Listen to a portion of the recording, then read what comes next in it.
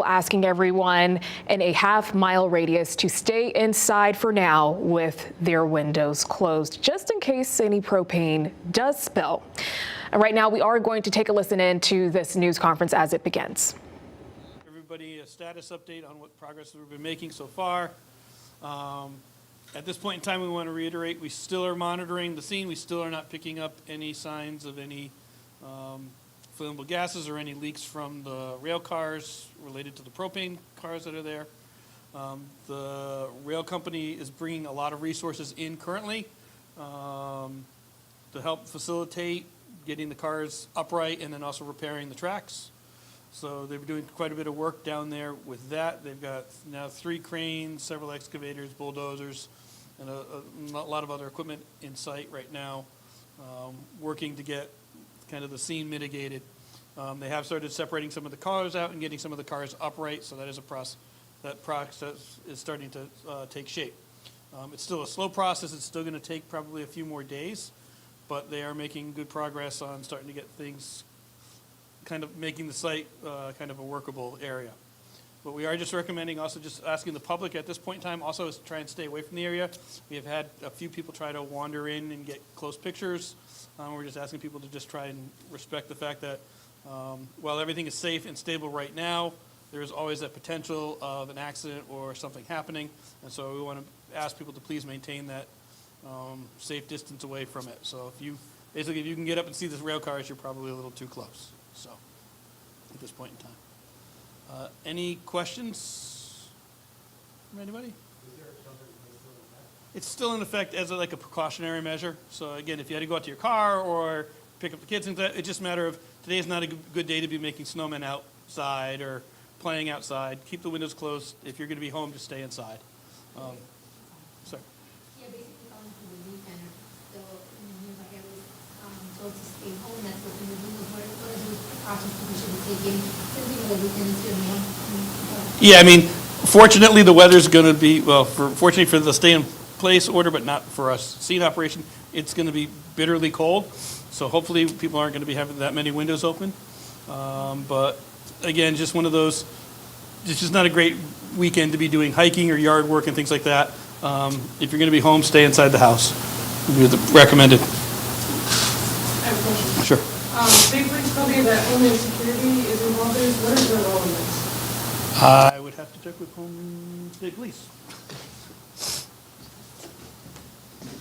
It's just an overall advisement, just because of the gravity of the situation. So, there's a lot of assets on scene, so we're just checking all the boxes, that's all.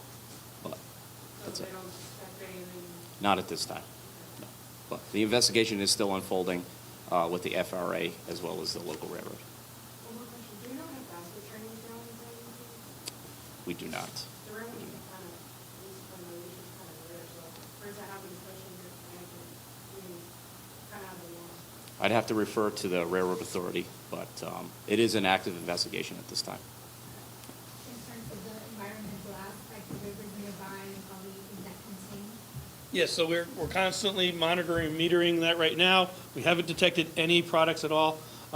Again, the product that was most concerned about was the propane. Propane doesn't mix with water, so it's not like it's going to bleed or get absorbed by the water. It'll bubble right up and out. So if it was leaking in the water, we think we would come up and out, so we would detect it on our meters. And we're still getting 0 readings in all of our meters. We've got extensive metering all around the site in place. Both handheld meters and remote monitoring stations are up and in place with both DEP, their contractors, and EPA. We're all on site with those meters, so we're fairly confident with that. And as I said, last press briefing, we also put some booms across the river just as a precaution, so if there was grease or oil or anything from the rail cars that got off, we'd be able to capture that as well. Could you elaborate a little more about the cars that are made contact with the water? Like, are they all submerged? Are they touching the water? And what does that process of extracting them look like? Is that sort of a different process because the water is a different element there? Yeah, each car is kind of different. The rivers in that area is probably 6 or 7 feet deep. The cars are much bigger than that, so they're not like fully submerged in the river. They're just partially in the water.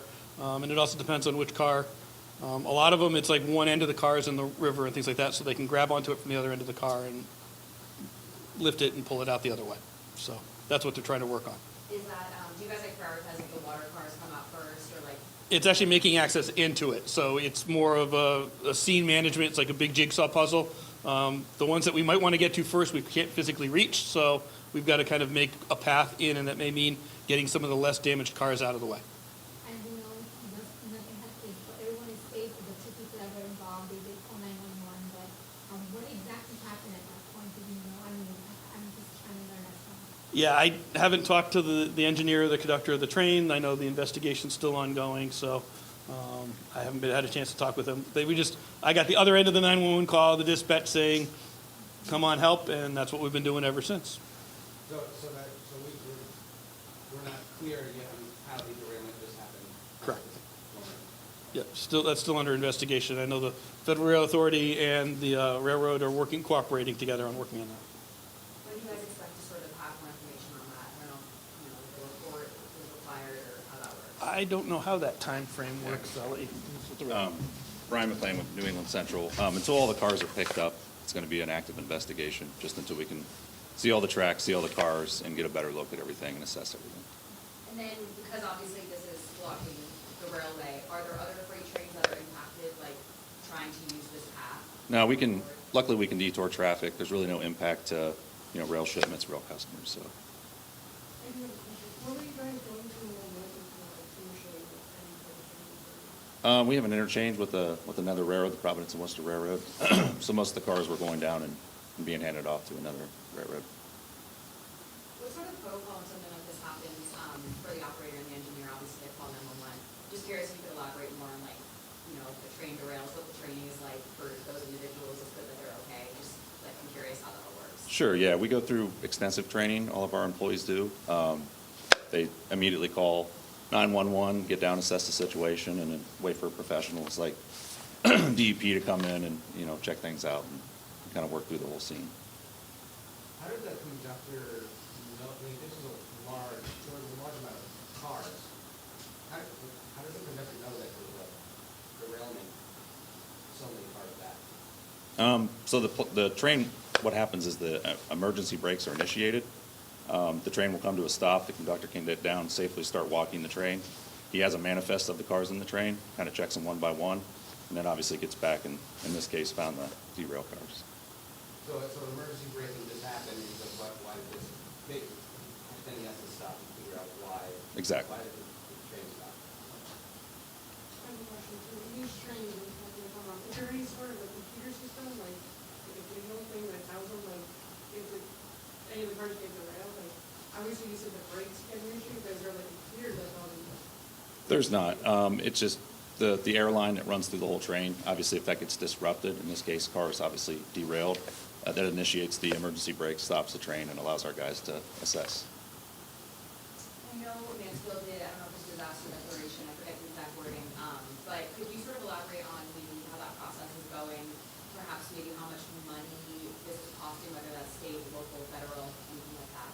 Our priority right now is just safety and getting things picked back up, and we'll assess that once things are complete. What about the incoming weather? It's supposed to get snow, and it's supposed to have a really cold snap. Like, any efforts to get this along? Sure. Yeah, it'll absolutely slow things down. We'll work through it. We'll assess how much snow, the temperatures, and kind of make decisions as we go throughout the night and into the weekend. And so even before that weather comes in, I know that during that cleanup process, that a river has fell. How is that river handling it? About how many you guys have seen out there? Sure, yeah, so that was actually one of the first responders that was on scene that slipped and fell. Did have a minor head injury. He's home, he's doing well. Again, but it's just icy cold conditions, and even little things just climbing around and working on the trucks and the apparatus can be hazardous. So we're trying to make sure everybody just slows down, works with a partner, salting the area, staying warm, and again, it does require extra personnel so we can rotate crews in and out and get them warmed up. Do you think how long this is expected to take? For us, we're going to be on scene until everything's kind of upright and the product's off scene. So that, imagining weather's going to depend on it a little bit. It may be a couple more days. Is this like a 24/7 urgent cleanup situation, or are you guys able to take off if the weather gets too cold? Like, how does that sort of work? So as long as right now as we're making sure all the product, if the product's not leaking, we can do some stops and pauses and things like that. The big thing is going to be the safety of the crews, and we're balancing.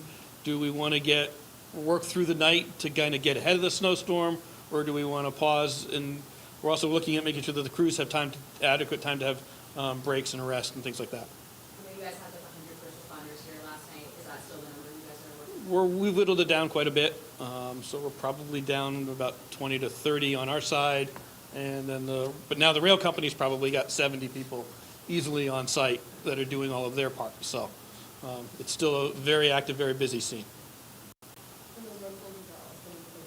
Correct. The road closures are going to be in effect for quite a while, or at least another day or two. The rail company right now is bringing a lot of equipment in and a lot of materials in, and so we're just asking people to stay out of that area because the roads are honestly just jammed. Are the tracks impacted or they're fine? The tracks are impacted. I'm not sure if you want to mention that at all. Or talk Yeah, about as I said, we're currently just detouring traffic and shipping in other directions. But the track will be, obviously, cars first, get things re-railed out of the way, and then we'll kind of go in and repair the track after that. Yeah, I was wondering if there was like an issue, like if there's traffic that needs to happen too, not just the trains. Not yet. First priority is getting the train cars picked up. Have any of the unaffected cars been taken away for what it Yeah. So we said the rear 13 cars on this train derailed. The front half of the train has left. We were cleared, got permission from the rail and the FRA, and they continued on so that way they could free up the scene and get them out of there. Yesterday, the two orange engines that we saw, was that part of the train or was that another thing? Those were the two engines with that train, and those have since left the scene. Any other questions? Probably not this afternoon. I'm not sure. Lexi's over there. Lexi. Sorry.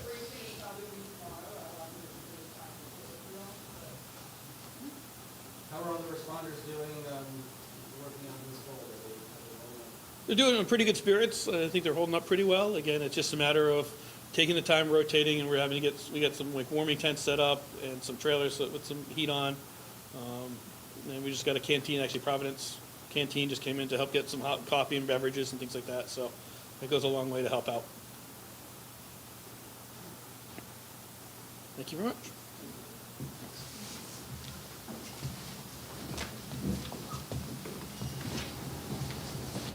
All right, that was the latest update from town officials in Mansfield, updating folks on what has happened since that train first derailed at 9 o'clock. So here's what we know. At this point, no leaks still have not been determined out there. This is something that they are continuing to monitor.